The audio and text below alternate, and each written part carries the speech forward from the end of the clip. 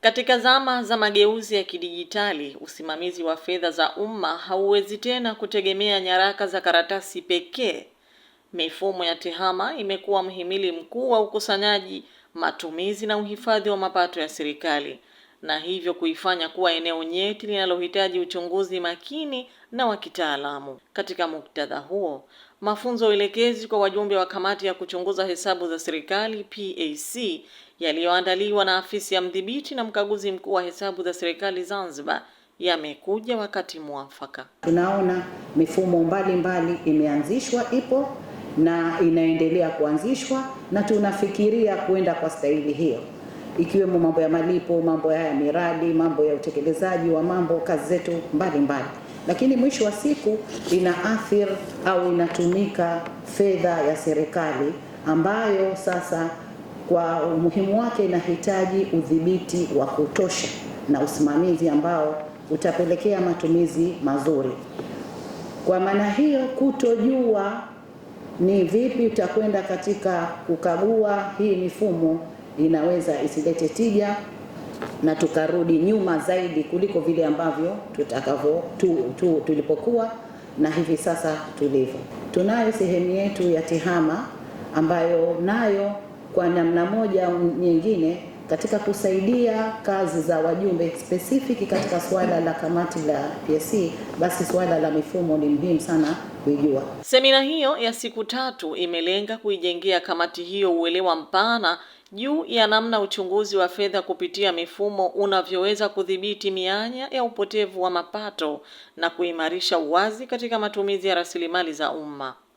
Ukaguzi wa mifumo si tu zoezi la kiufundi, bali ni silaha muhimu ya kulinda mapato ya serikali dhidi ya matumizi yasiyoidhinishwa, udhaifu wa mifumo na mianya ya rushwa.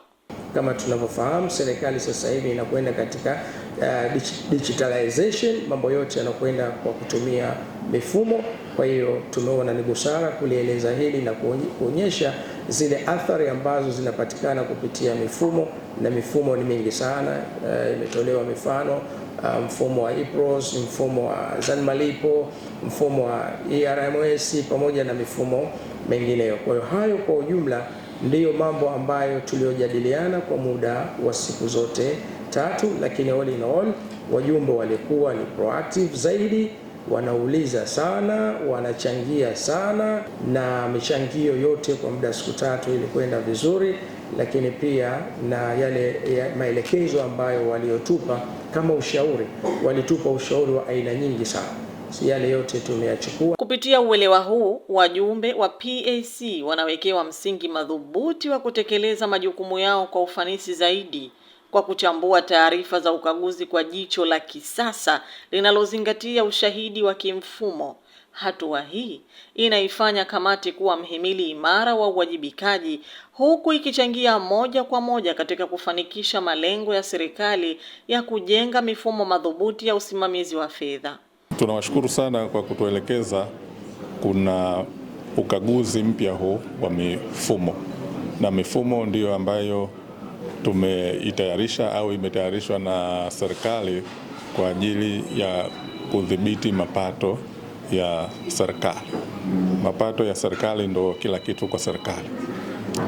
Kwa hiyo sisi tuko katika mwendelezo wa mafunzo hayo, na tunaamini kwa kile ambacho tumekipata kitatusaidia katika kutekeleza wajibu wetu wa kuhakikisha kwamba mapato ya serikali yanakusanywa vizuri, lakini na matumizi yake yanakwenda kwa mujibu wa utaratibu.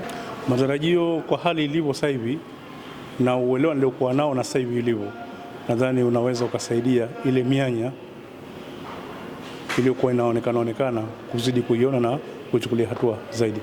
Kuimarishwa uwezo kwa kamati ya kuchunguza hesabu za serikali PAC katika uchunguzi wa mifumo ni hatua muhimu ya kimkakati inayothibitisha kuwa uwazi wa kifedha huanzia kwenye mifumo imara inayokaguliwa kwa weledi na kusimamiwa kwa uwajibikaji.